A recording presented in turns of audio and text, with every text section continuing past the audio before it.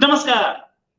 China की है हालत खराब और क्या पाकिस्तान को चाइना का सपोर्ट मिल पाएगा? पाकिस्तानी इकोनॉमी डूबती है तो चाइना की कौन सी उभर रही है? चाइना की भी डूब रही है। पिछले 3 साल से चाइना के मिनिस्टर्स एक एक करके गायब हो रहे हैं। तो 2 मिनिस्टर्स गायब हो चुके हैं। एक तो पहले एक्सटर्नल अफेयर्स मिनिस्टर यानी कि फॉरेन मिनिस्टर गायब हुए थे और अब गायब हुए डिफेंस मिनिस्टर। चाइना के प्रेसिडेंट सैनिकों के सामने गए थे, उस समय डिफेंस मिनिस्टर साथ नहीं थे। ऐसा बोला जा रहा है कि डिफेंस मिनिस्टर की छुट्टी हो चुकी है, लेकिन ये पब्लिक में अब तक दिखते नहीं है। दोनों के दोनों नहीं दिखते हैं और कितने मिनिस्टर्स गायब होंगे पता नहीं। आर्मी के 2 ऑफिसर्स भी लापता हो चुके हैं, पब्लिक में नहीं दिखते हैं। लेकिन पाकिस्तान जो उम्मीद लगाए बैठा है कि पैसा आएगा चाइना से, क्या चाइना पाकिस्तान को पाल सकता है? इसी पे बात करेंगे। अब चाइना की जो इकोनॉमी थी, पूरी 1/3 इकोनॉमी प्रॉपर्टी सेक्टर से आती थी, ये सबको पता है। साथ में अनएम्प्लॉयमेंट डेटा जो कि लास्ट जब आया था, इसका मतलब 21% अनएम्प्लॉयमेंट थी। हर 5 में से एक युवा, पढ़ा लिखा युवा बेरोजगार था चाइना में। ये फैक्ट भी सबके सामने आया था। अब अगर अगर हर 5 में से एक युवा बेरोजगार है तो इसका मतलब समथिंग सीरियसली रॉन्ग, क्योंकि वो युवा जो कि गांव में बैठा है, वो तो रोजगार के लिए आया ही कभी नहीं था ना। उसका उसका तो इसमें काउंटिंग ही नहीं थी। इसमें काउंटिंग उसकी थी जो शहर के पढ़े लिखे युवा थे, यूथ था, जो कि नौकरी ढूंढ रहा था। वो 21% बेरोजगार था, हर 5 में से एक। और उसके बाद से ये फिगर कहा जाता है कि 25% पे चली गई, लेकिन चाइना ने इसका डेटा देना बंद कर दिया। और साथ में एक्सपोज जो थे, इस साल 4 महीने लगातार गिरे हैं। पिछले 3 साल से ये 10% के रेट पे गिर रहे हैं, तो एक्सपोज भी गिर रहे हैं। इकोनॉमी अब क्या सूरत हाल है इस समय? इकोनॉमी इस समय 0.3% डिफ्लेशन पे आ गई है। मतलब जो चीज 100 रुपए की थी, अब वो 0.3%, 30 पैसे उस पर, मतलब करीब आप लेंगे तो 30 पैसे के आसपास उस पर गिरावट है कीमतों में। अब ये गिरावट आप बोलोगे ये तो अच्छी चीज है भाई, सस्ता मिल रहा है लोग लेंगे। नहीं, डिमांड नहीं है, खत्म हो रही है डिमांड, इसलिए सस्ता मिल रहा है। अच्छा, ऐसे में वीक डिमांड का मतलब क्या होगा कि कंपनीज जो सामान बना रही हैं वो बिक नहीं रहा है, और बिक नहीं रहा है तो कंपनीज आगे बनाना बंद करेंगी। इसका मतलब वो डेट में आती जाएंगी, कर्जे में आती जाएंगी, और अनएम्प्लॉयमेंट बढ़ती जाएगी। ये पूरी की पूरी चाइनीज इकोनॉमी जो थी वो इन्वेस्टमेंट और एक्सपोर्ट्स पे भरी हुई थी।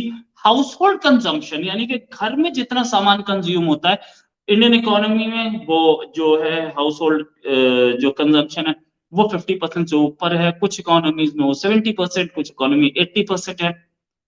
चाइनीज इकोनॉमी में 30% था जीडीपी का। मतलब हाउस होल्ड कंजम्पशन जो हो रहा है वो जीडीपी का 30% था। इंडियन इकोनॉमी में 50% से ऊपर है। बाकी बाकी अमेरिका और यूरोप की कुछ इकोनॉमीज में वो 60, 70, 80% तक जाता है। लेकिन ये चीज बताती क्या है? ये चीज बताती है कि चाइना जो कुछ प्रोड्यूस कर रहा है वो चाइना उसको कंज्यूम नहीं कर रहा है, चाइना उसको एक्सपोर्ट कर रहा है। कंजम्पशन में अगर अगर चाइना की इकोनॉमी ऐसी नहीं है कि वो अपने आप को सस्टेन कर पाए, राइट। अब दूसरी चीज, चाइना की इकोनॉमी ऐसी नहीं है कि अपने ही लिए वो जॉब्स क्रिएट कर पाए। सिचुएशन ये है।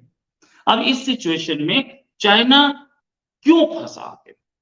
इसलिए फंसा कि चाइना के अंदर जो डिस्पोजेबल इनकम्स हैं वो कम है। यानी कि जो एम्प्लॉयर्स थे, यानी कि जो फैक्ट्रियां थी, कंपनीज थी, वो सस्ते से सस्ते में लेबर ले रही थी, और सस्ते से सस्ते में लेबर लेकर के वो सस्ते से सस्ता माल प्रोड्यूस कर रही थी। उससे हो क्या रहा था? लेबर की सिचुएशन खराब थी। एम्प्लॉयर यानी कि कंपनियां मोटा प्रॉफिट बना रही थी, और कंपनियां मोटा प्रॉफिट बना रही थी, कम्युनिस्ट गवर्नमेंट के पास, कम्युनिस्ट गवर्नमेंट या कम्युनिस्ट जो लीडर्स हैं उनके पास पैसा जा रहा था। इस पूरे गेम में जनता का भला नहीं हो रहा था, मिडिल क्लास बड़ी नहीं बन रही थी, और यहीं पे आके प्रॉब्लम आई। इंटरनल कंजम्पशन नहीं थी। ये बात आईएमएफ भी बोल चुका था कि भाई इंटरनल कंजम्पशन, और अभी 1 महीने पहले आईएमएफ की चीफ ने फिर बोला था कि यार अपनी इंटरनल कंजम्पशन बढ़ाओ वरना प्रॉब्लम होगी। बिजनेसमैन दूसरे बिजनेसेस में पैसा नहीं लगा रहे हैं, अपने बिजनेस में और कच्चा माल ला करके प्रोडक्शन बढ़ाने में पैसा नहीं लगा रहे, वो प्रॉपर्टी में पैसा लगा रहे थे। तो ये है कि डोमेस्टिक इकोनॉमी इस लेवल पे नहीं थी कि वो अपनी इकोनॉमी को सस्टेन कर पाए, एक चीज। दूसरी चीज, अब क्या है आगे, ये पूरी मैंने आपको कहानी क्यों बताई, मैंने इसलिए बताई ये पूरी कहानी कि इसी पे टिके है आगे की एनालिसिस कि पाकिस्तान चल पाएगा कि नहीं, और चाइना चल पाएगा कि नहीं। कहां इंटरनल डिके आया चाइना में और पाकिस्तान में। इंटरनल डिके पाकिस्तान में तो खैर इतना नहीं था जितना चाइना में था। इंटरनल डिके क्यों आया, कैसे आया, और चाइना की इकोनॉमी टूट कहां रही है, कहां प्रॉब्लम है। मिडिल क्लास के पास पैसा नहीं है, एक्सपोर्ट ऑर्डर्स आ नहीं रहे हैं, कंपनीज में प्रोडक्शन हो नहीं रहा है, फर्दर डिमांड आने के चांसेस कम दिख रहे हैं। जो एम्प्लॉइज हैं उनके पास पैसा नहीं है कि वो कंजम्पशन कर पाए, वो जो कुछ बना रहा है चाइना उसको वो खरीद पाए, उसकी औकात एम्प्लॉइज की नहीं है, ज्यादातर लोगों की नहीं है। तो उससे क्या होता है कि आपको एक्सपोर्ट ही करना पड़ेगा सारा सामान, और एक्सपोर्ट हो नहीं रहा है, तो आपकी इकोनॉमी डूबेगी ना, पहली चीज। दूसरी चीज, चाइनीज कम्युनिस्ट पार्टी को यह बात तब से पता है, 2007 से। उस समय वेन जियाओ हुआ करते थे चाइना के प्राइम मिनिस्टर, उन्होंने पार्लियामेंट के सेशन 2007 में पार्लियामेंट के सेशन में बोला था कि हमें इंटरनल इकोनॉमी बनानी है, हमें प्रोडक्शन बनाना है, और हमें हमें कंजम्पशन बनाना है, हम खुद बनाएंगे, अपने लिए बनाएंगे, हम कंज्यूम करेंगे। लेकिन इस चीज को शी जिनपिंग बड़ा उल्टा तरीके से लेते हैं। शी जिनपिंग बोलते हैं कि इंटरनल कंजम्पशन जो है वो वेस्टफुल है, और वो करती क्या है, वो लेजीनेस क्रिएट करती है। उन्होंने ये भी बोला कि वेलफेयरिज्म, यानी कि हम लोगों का भला करें, हम उनको सस्ता खाना दें, हम उनको सस्ता मकान दें, इससे लोग आलसी हो जाते हैं, जैसे साउथ अमेरिका में हो गए। अब उनकी अपनी थिंकिंग, मैं मानता हूं, नो डाउट अबाउट इट।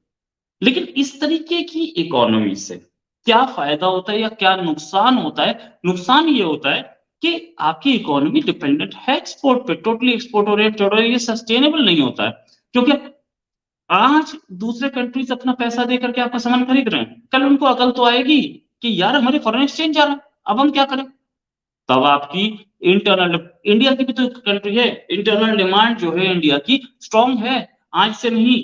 हम पिछले 40 साल से दे रहे हैं कि 98% इकोनॉमी हम खुद ही सस्टेन करते हैं।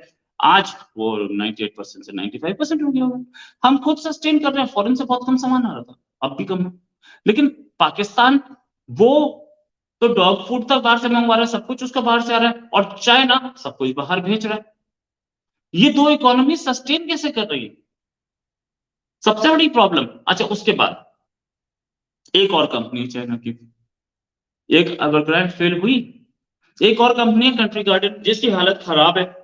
वो इस बार अगस्त में अपने बॉन्ड्स का पेमेंट मिस कर गई है, और ये 4 गुना बड़ी कंपनी है एवरग्रांड से। हालांकि एवरग्रांड का जो कर्जा है वो 340 बिलियन डॉलर से ऊपर चला गया है, लेकिन फिर भी मैं बताऊंगा कि इसकी क्या हालत है। ये 1 मिलियन घर बना रही थी, और इसके ऊपर जो कर्जे हैं वो भी एवरग्रांड से, वो एवरग्रांड प्राप्त तो नहीं है, उससे तो काफी कम है, लेकिन फिर भी सस्टेनेबल कहानी नहीं है। ये भी फंस रही है। ये दूसरी बड़ी कंपनी है, और ऐसी कई और कंपनीज हैं जो कि रियल एस्टेट में है, और वो डूब रही हैं चाइना की। अच्छा, एक और कंपनी है जोंगफ्रिंग डिंगजैंग, ये कंपनी भी पेमेंट में डिफॉल्ट कर गई। एवरग्रांड पहले ही अपने आप को क्या बोलते हैं उसे, अमेरिका में बैंक्रप्सी फाइल करके बैठी है। तो इस सूरत हाल में प्रेशर कहां है? प्रेशर है पूरा पॉलिटिशियंस पे, प्रेशर है पूरा ब्यूरोक्रेसी पे, प्रेशर है पूरा गवर्नमेंट पे, कि हम कैसे अपने आप को बचाएं। बचेगा कैसे जब मिनिस्टर्स गायब हो रहे हैं? मिनिस्टर को ये नहीं पता कल मैं बैठा हूं कि नहीं। मिनिस्टर्स गायब हो रहे हैं तो ये बचेगा कैसे? शी जिनपिंग G20 में आए ही नहीं, वहां आते तो कुछ कॉन्ट्रैक्ट करते, और कॉन्ट्रैक्ट क्या करते, कुछ बातचीत करते, कहीं पे कुछ हेरा फेरी होती, कहीं पे कुछ एक्सपोज जाते, आए ही नहीं। क्यों? क्योंकि उनको डर है कि बैक होम मेरा तख्ता पलट हो सकता है, और वो वहां पे अपने उस गद्दी को कंसोलिडेट करने के चक्कर में है। इसीलिए तो मिनिस्टर्स गायब हो रहे हैं, इसीलिए तो आर्मी के 2 ऑफिसर्स गायब हुए थे। कि वो अपनी कुर्सी बचाना चाह रहे थे, अपनी कुर्सी बचाने के लिए इस बार भी वो सामने नहीं आए। खैर एनीवेज़ शी जिनपिंग की अपनी प्रॉब्लम है, लेकिन जब पॉलिटिकल इंस्टेबिलिटी होती है, इकोनॉमी टूट रही होती है, तो एक कोलैप्स आता है। या तो एक रिवॉल्यूशन आता है या एक कोलैप्स आता है। चाइना में ऐसा हमेशा होता रहा है। चाइना की हिस्ट्री में 1000 साल में ऐसा हमेशा हुआ है। पॉलिटिक्स या ब्यूरोक्रेसी या गवर्नमेंट टूटती दिख रही है। इकोनॉमी बर्बाद होती दिख रही है। लोगों के पास रोजगार नहीं है। और ये किसी भी दिन गुस्सा फूट सकता है। और फूटा तो चाइना को संभालना बड़ा मुश्किल होगा। चाइना में तख्ता पलट हो सकता है या हो जाएगा, ऐसा किसी को नहीं पता। वन चाइल्ड पॉलिसी ने आर्मी में भी डिस्कंटेंट खड़ा कर दिया है। आर्मी के लोग ये बोलते हैं, आर्मी में जो लोग हैं वो ये बोलते हैं, मेरे पास है, मैं अपने माँ बाप का ख्याल रखूं, आर्मी में काम करूं। वहां तुमने खड़ा कर रखा है लद्दाख में इतनी ठंड में, वहां पे हम जाकर के इंडिया से लड़े तो मेरे माँ बाप का ख्याल कौन रखेगा?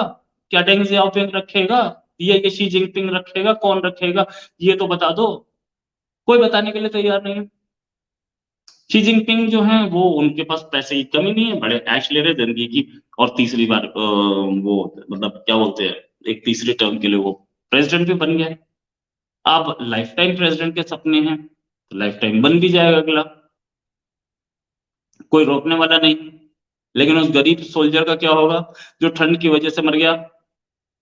उसके माँ बाप को कौन देखेगा? ये सारी आर्मी के अंदर है। सारी आर्मी ये सोच रही है कि हमारे फैमिली का हमारे को कौन देखेगा? मैंने शादी कर ली और उसके बीवी, वो भी तो इकलौती बेटी थी, उसके माँ बाप को कौन देखेगा और मेरे माँ बाप को कौन देखेगा? ये चार बुजुर्गों को कौन देखेगा अगर मैं मर गया तो? ये चीज है। आर्मी में गुस्सा है, इसीलिए आर्मी के 2 लोग सैक किए गए थे। और आर्मी के अभी और कुछ ऑफिसर सैक किए जा सकते हैं, क्योंकि आर्मी के मेजर जवानों में गुस्सा है, आर्मी के अंदर डिस्कंटेंट है, और ये फूटा तो कईयों की नौकरी जा सकती है, या कईयों के साथ बुरा हो सकता है, कई जेल में जा सकते हैं। हमें जो पता लग रहा था कि एक बटालियन चली है, वो खबरें गलत नहीं थी, वो मैंने भी चलाई थी खबर।